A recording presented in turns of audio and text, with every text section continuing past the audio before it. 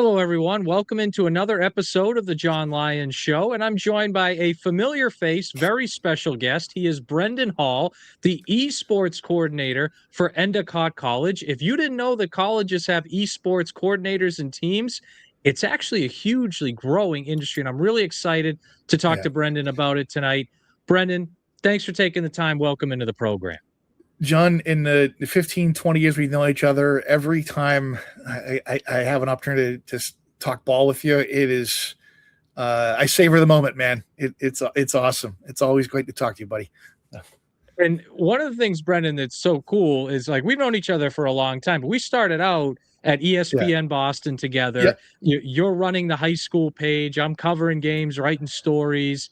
Yeah. And you went from that to now you're doing something, I think, totally different, right? You're an esports. I mean, what's the journey there to get from, all right, I'm running a website, a well-renowned website covering high school sports, to now I'm running an esports group of teams for a major college in New England? So I'll spin this one way and then spin it back into another way because I think they both kind of interjoined of what I do here. So, and it'll all make sense in a second. But so you look at my career path, right? And you're familiar with where I've gone, right? I went from the Patriots and ESPN Boston to working for marketing at Huddle, working in tech, to hitching a ride. An old mentor of mine from the Patriots, who you might be familiar with, JJ Alberts, brought me over to an esports startup that had some backing from the Crafts, Gronkowski's, etc. That's kind of a wild ride, right? When you just looking at the names on the resume. And so, because I talked about this like 2 months ago when I was speaking out at an alumni event at UMass Amherst, where I went to undergrad. I think majoring in journalism right now, look at the landscape of media. I think some of the skepticism I can understand, but I think in today's age of AI and AI slop and all of that. The demand for authentic storytelling is only going to increase. And to me, there's no better proving ground for developing storytelling than running for your college newspaper, all that. And so my ability to tell a story, which I really sharpened through my years at the Globe, at ESPN, et cetera, has allowed me to continue to reinvent myself over and over and over again. And so spinning it to esports, right? So the thing I always preach here at Endicott with esports is the entrepreneurship angle, right? And so you've seen this, John, the way media has really transformed post-COVID with creator economy, right? I mean, look at a guy like Pat McAfee, signing a $60 million deal with it was a guy who basically had a podcast and a YouTube channel, right? But he was really entertaining on social media, right? Like and so creator economy is something that esports was really ahead of the curve on. It's something that I learned at Auction Esports with the creators we work with and the different sizes of followings they had and how it didn't always correlate to the same kind of ROI. Right. And so, like being part of an esports program for your college, the way I've always branded is like, you will learn how to build your own brand. You will learn a lot of different things, and so I think for someone who's entrepreneurial in spirit, it's a great thing to be involved in. And so like, that's kind of the message, because we have an esport management minor, an esport management major here. And the thing I say, hey, listen, I can connect you with people at Red Bull, at Oakley, at Riot, whatever, but like, you're going to learn how to kind of make a brand for yourself. You're going to learn how to run a business. Right. And so that is something I can sell to my administration. Just hey, we won a Valorant tournament, and I think, like I mentioned off there, we won the NECC D6 National Championship Rainbow Six. I think our prize pool was $100. And so I think I just Venmoed everybody $20 and like, go buy a Jersey Mike's, you earned it. So like the prize money, right? So but like, if that's what you're hanging out on, I think that's kind of I don't want to say treacherous, but that's kind of a risky path. But if you can sell like entrepreneurship, and these guys are going to develop soft skills that are going to make them sort of robot proof in the age of AI, just like the way storytelling is. I just think that's kind of how I have been able to transform, and I continue to, honestly, John, the things that I learned building ESPN Boston when we were working together, those principles I learned then still apply now. There's some universal truths there that I think really can apply to any industry, whether you're in sports, esports, or selling right windows. What are your other EI sponsors? All off here, yeah. So does that answer your question? Yeah, it does. And what I found interesting too, because you talk about being an entrepreneur and kind of building yourself up in those soft skills. Like when I was doing some research before talking to you, I think a lot of people think of esports as you sit in your living room playing Madden or Call of Duty, right? But it's a lot deeper than, I mean, in 2024, it was estimated this was a $2.1 billion industry across the globe. I mean, this is something that, at least for me, I don't know if you had this same epiphany when you got into the industry. It's a lot bigger, and there's a lot more financial ties to it than I really thought going in. Yeah, and there's sort of the kind of the dark social element to it, where like 90% of like Gen Z college kids are gaming, whether they want to do it in the lab with the esports program, or they do it in their dorm room, right? So you even look at, I think a great example. This is coming up on probably a year ago that Jeff Passan put this story out about. At the time, he was leading the majors in hitting, Jacob Wilson on the Athletics. And he said part of his pregame routine was playing Fortnite because it helped with his decision-making skills in the batter's box. Kind of an interesting way to look at it, right? Yeah. And I think to your point about the skill level there, I'll tell you this story of about a year and a half ago when MGM Fenway was hosting the first Rainbow Six major of 2025. And we had an opportunity to host one of the top squads from Europe, Team Secret, for a boot camp for a week long on our campus. They get up from the Airbnb, go walk along the beach, and then come in and train for a little bit. I don't know if you play, if you're familiar with that game. Are you familiar with the title Rainbow Six, that whole world? Yeah. Are you okay? So it's a pretty layered, like military, like tactical combat strategy game, much more than like a Call of Duty or something, right?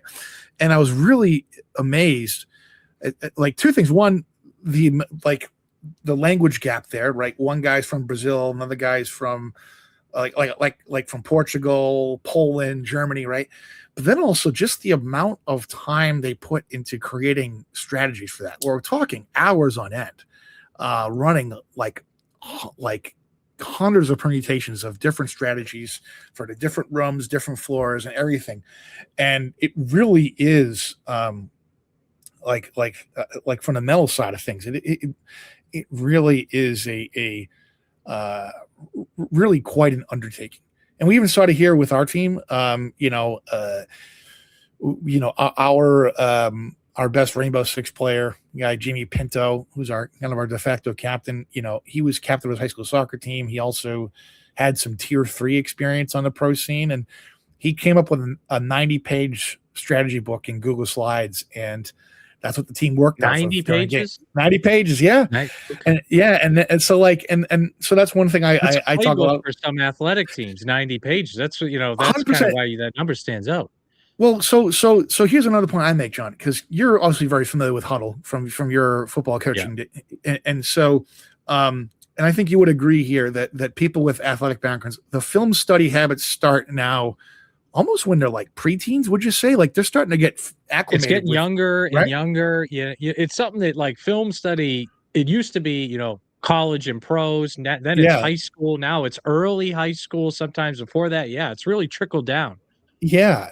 So so these kids, like that's why I kind of go after athletes, because they tend to come into college with good film study habits, and so when they're watching an opponent on Twitch or YouTube or whatever, because I think you would agree as a coach yourself that I think with film study, the breakthrough for players happens when they learn to quote unquote take their eye off the ball, right? When they can start looking at Yeah.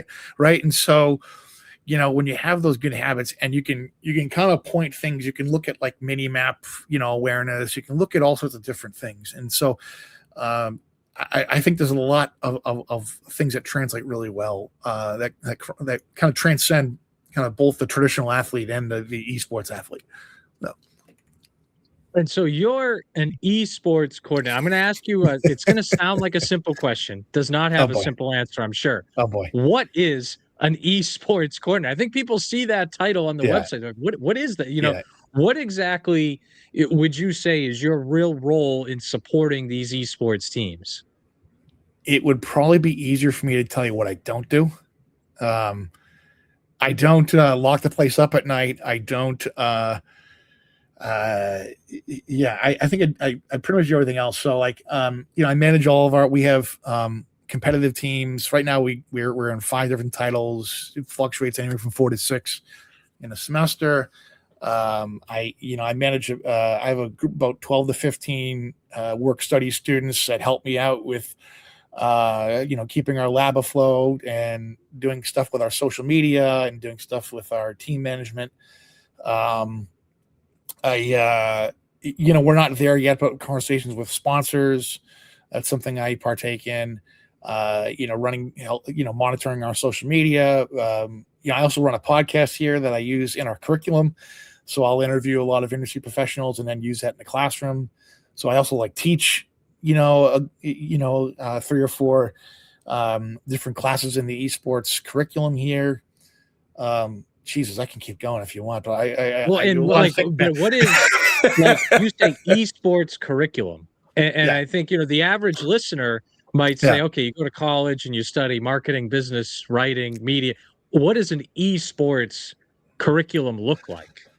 yeah. Well, that's a great question because I think, um, it isn't really. I don't know if it's universally agreed upon within even the programs having esport management about what that curriculum should look like. So for us, there's an element of computer science to the track. You go to other schools and there's different concentrations, like more of a esports event production, event management, or there's content creation, there's broadcasting, there's lots of different. I compare it to sport management, where you're learning about the business of sports, and but again, it varies from school to school.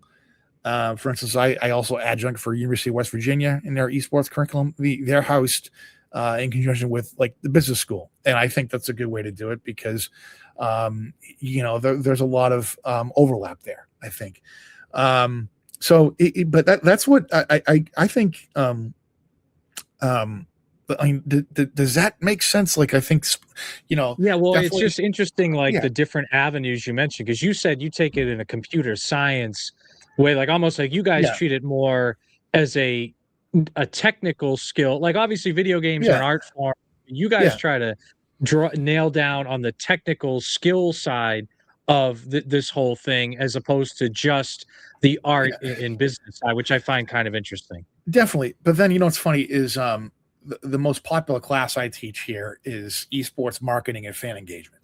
And so people want to learn, how can I create my own brand? How can I be the next Yeah. Ninja or Jinxie?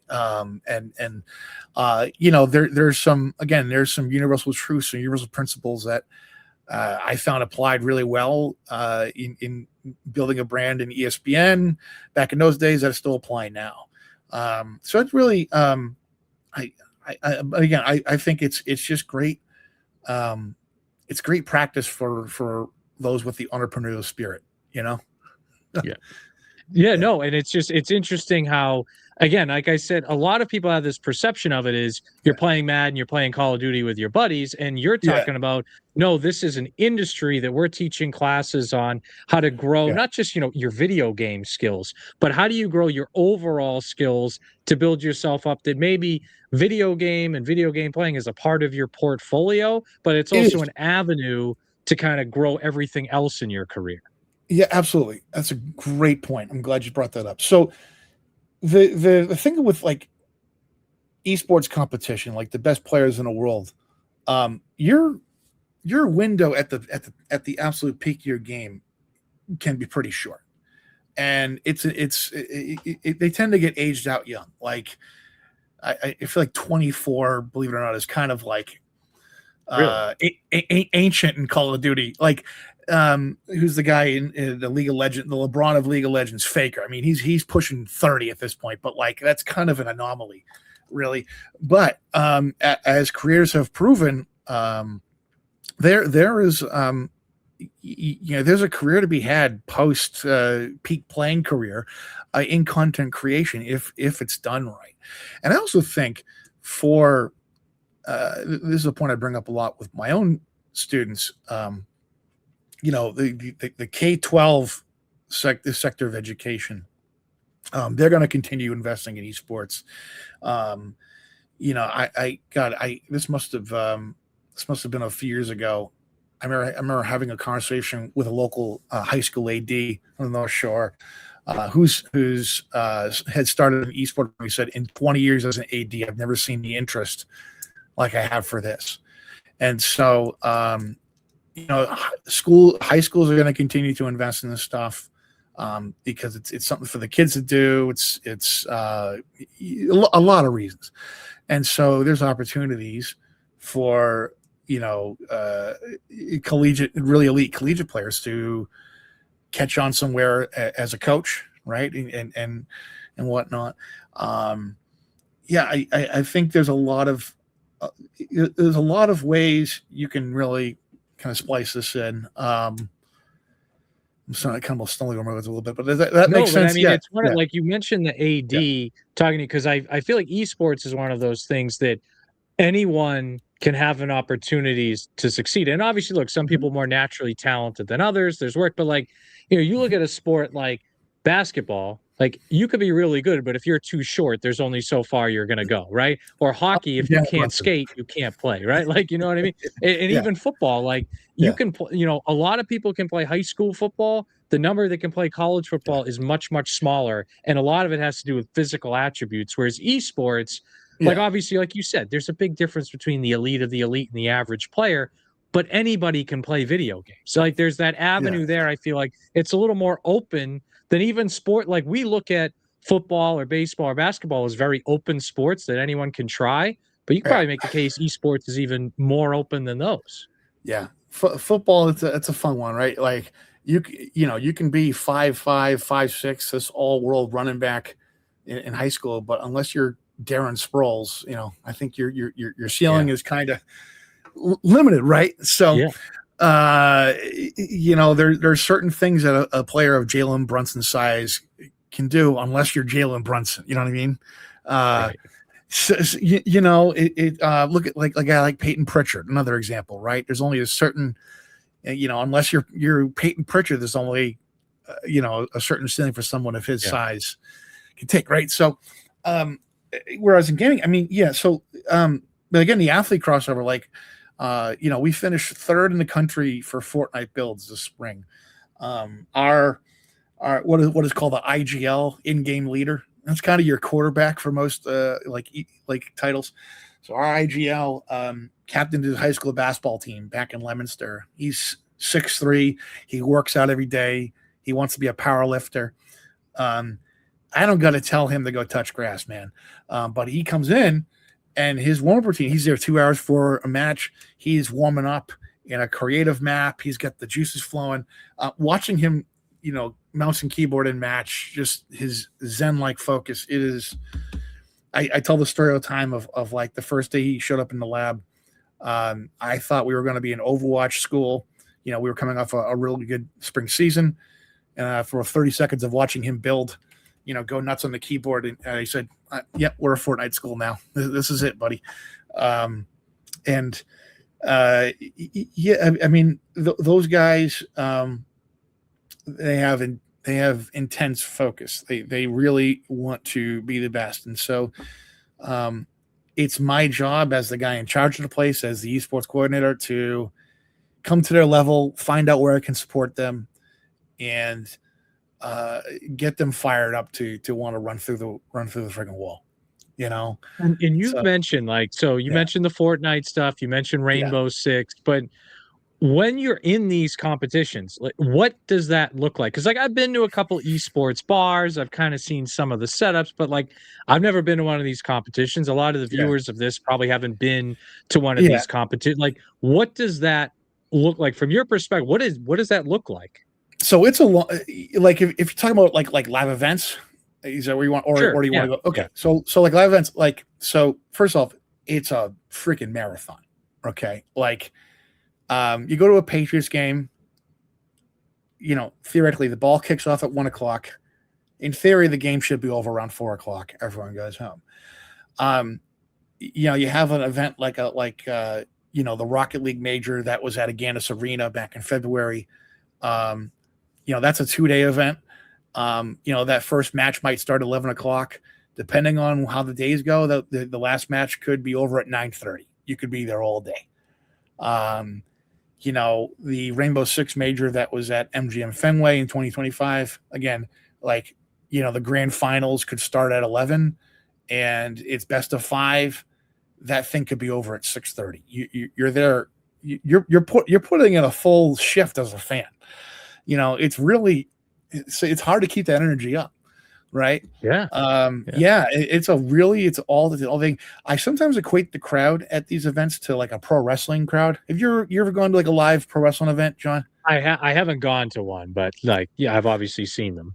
Yeah. So like, from like when you go to like a WWE show or AEW show, and you're a casual wrestling fan like me, you kind of like look to the hardcores to get the cues on like who you're cheering for, who you're booing, right?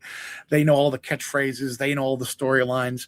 There's a little bit of that in esports where like there's so many teams competing at this live event that like their fan favorites emerge over the days, and you kind of look to those hardcore fans, the cosplayers, the people like that. They kind of tell you with their energy of like who you should be rooting for, who you should be pulling for, who's the villain, who's the hero. So I equate there's some similarities there.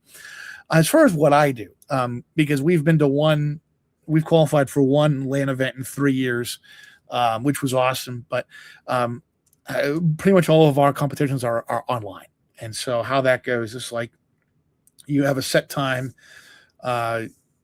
And in a case like a Rainbow Six or Overwatch or a Call of Duty or any of those games where there's like a map pool and there's different heroes, so the captains will convene before the match and they will decide on each whoever the home team is gets to pick the map band for game 1. The other team gets to pick the map band for game 2, et cetera, et cetera. All right, we're going to ban this hero, right? And so, and then theoretically you have your competition. Now, where it gets tricky for me is, this is the biggest pain in the butt, is the rescheduling. This stuff ends up happening, like where, hey, something came up, can we push this back to like, I don't know. The way I spin it is like, imagine if next year when the Pats are playing the Jets, right? Imagine if like, you're on Monday Night Football and an hour before kickoff, Aaron Glenn goes up the bike for Abel and says, hey, we got to move this game to Wednesday at 4 o'clock. You'd never stand for it, would you? But we put up with it in esports because I want to be I want to be a good compadre here, and I may need someone to bail me out, so I want to play nice with people. But so one of the things I like about Fortnite is in the college scene, it's like they say, oh, okay, the lobby opens at 8 o'clock. If you're not there, you miss it. Like, because there's 100 people jumping into a battle royale map. It's we're not going to hold things up because some random kid from Kennesaw State can't get you the life. Like if you're not in there, then you snooze, you lose. I like that. I I don't have any hair, but it doesn't give me gray hairs, Yeah. So that's probably the most like the most time suck part of my job is kind of playing air traffic control a little bit with that stuff. And then, in a 15 PC lab with all these teams going, just, keeping track of who's on stream, keeping track of, which arrows flying on which field. So So that's a significant part of my job. We talk about all the duties there, but does that give you an idea of how these things kind of run? Yeah. Yeah, So and you mentioned like guys on stream, and one of the things I found interesting when I was getting ready for this is how much Twitch and YouTube has impacted esports. Like it feels yeah. like that's helped kind of fuel an explosion of growth. And like, how much connection do you guys have to that? And from your perspective, what's the impact of whether it's those two platforms or others, but streaming on esports? Yeah, I think it's a great question. So I think you know this kind of leads me to another point that I make now with AI about the value of micro community. I think like Twitch is a great example. Like you look at some people's streams and it might not seem like a lot of people are tuned in, but I can guarantee every single one of those people who are tuned in on that stream, if it's a small stream, are like really, really dialed in. One of the things I teach about in marketing at Endicott is this rule of 7-11-4, and Google put out this research years ago that the average consumer needs 7 hours of content, 11 interactions or engagements across 4 different touch points before they start converting on you. And so it's one of the challenges I always have with my students. Like theoretically, you could solve all those problems in one 7-hour mega stream, but that's not really the spirit of what it's getting at. So what is it you want to do, right? But same thing goes here. Like it's proven to be really powerful, I think, in that world. The YouTube, the Twitch. I mean, heck, John, I think your YouTube channel. I think how much does this do for your brand at EEI, right? So, this is. It's really powerful. It's kind of the lifeblood, and again, when we talk about all these things about the experience, about building from the ground up, being able to stream, as long as I got one girl here on the Fortnite team. She's got 85,000 TikTok followers. When she streams Fortnite matches, she does twice the numbers of our mainstream. Now most of her TikTok is like fashion content. Every now and then she throws me a bone and puts a Fortnite clip up. But like there's months where she's making like thousands in commissions off of the products she's hawking on her TikTok. Yeah. And so that's the power of these kind of communities. Yeah. Like they feel what's the word I'm looking for? Parasocial. There's a parasocial element to this. So does that answer your question about like I found the point you made about like some of these Twitch streams that might have fewer people actually can be just as important because those fewer people are locked in, because again, it's a smaller community. So they're almost, for lack of a better term, they're all in it together. And I found that, and it's interesting because I think a lot of people will see these and they'll be like, oh, so-and-so on their Twitch stream only had 24 people in there and someone else had 500. Well, it's like, well, those 24 people might have been there for the whole time, hanging on every moment of it, whereas the 500 might have ducked in and out at time. Like it was interesting that you brought that up.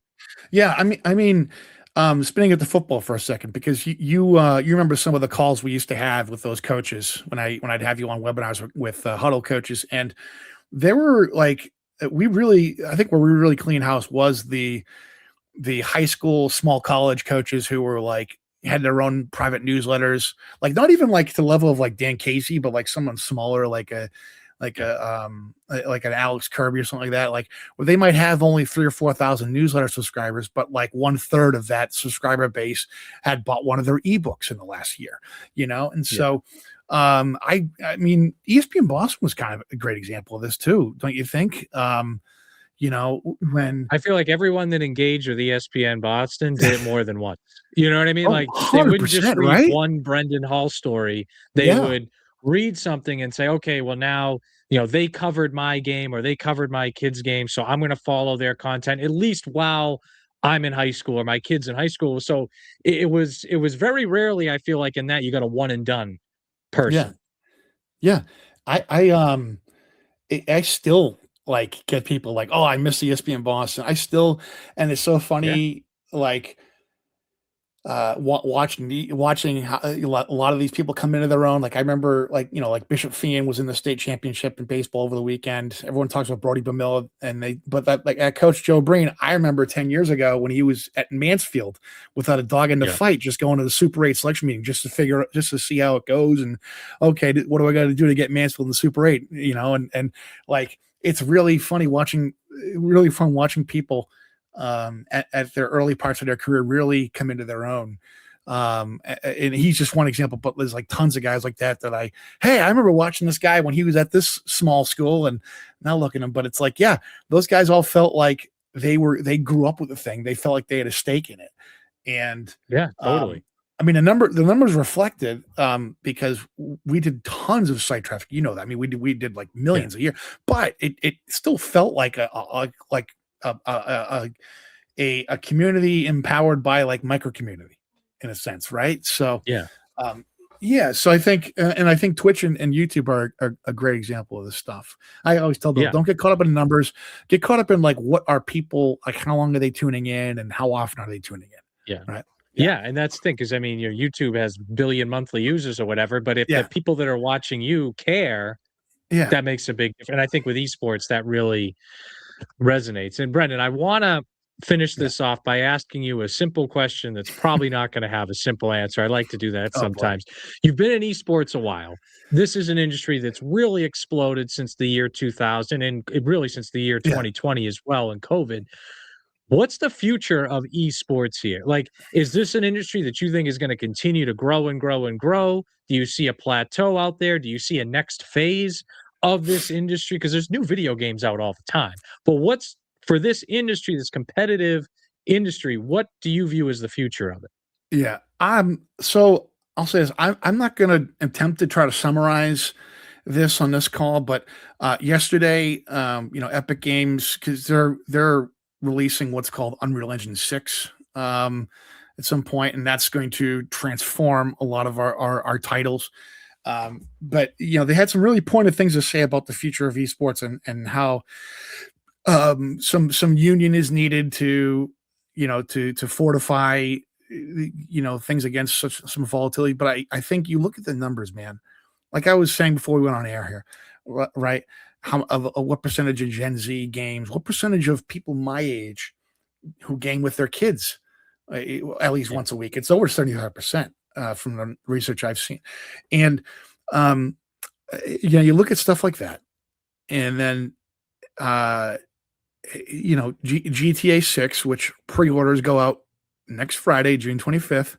And I think we agree whenever that game decides to come out, it's going to shatter every sales record in the history of Yeah. gaming, maybe within the first hour. Right. So like there's so many moments like that. Right. And there's so many moments of cultural phenomenon, like in Call of Duty and Fortnite and things. I have a hard time thinking this is going to go away anytime soon. We talked about Korea earlier, and it's very well established in South Korea, in the Far East. In Europe, it's getting to be a big thing. I think anyone who saw the Fortnite Global Championship last fall in France and saw it looked like freaking World Cup level, like hooting and hollering. A ton of money's coming into Spain right now in esports.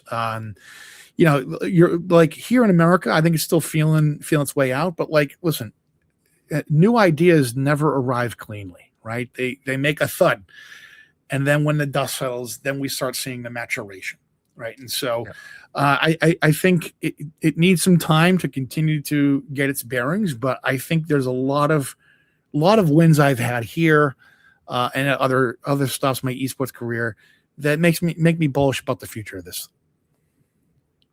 All right. He is Brendan Hall, esports coordinator for Endicott College. Brendan, I've talked to you many times, but this discussion about esports is one of the most interesting because it's something I Really did not know a cool. lot about going into it.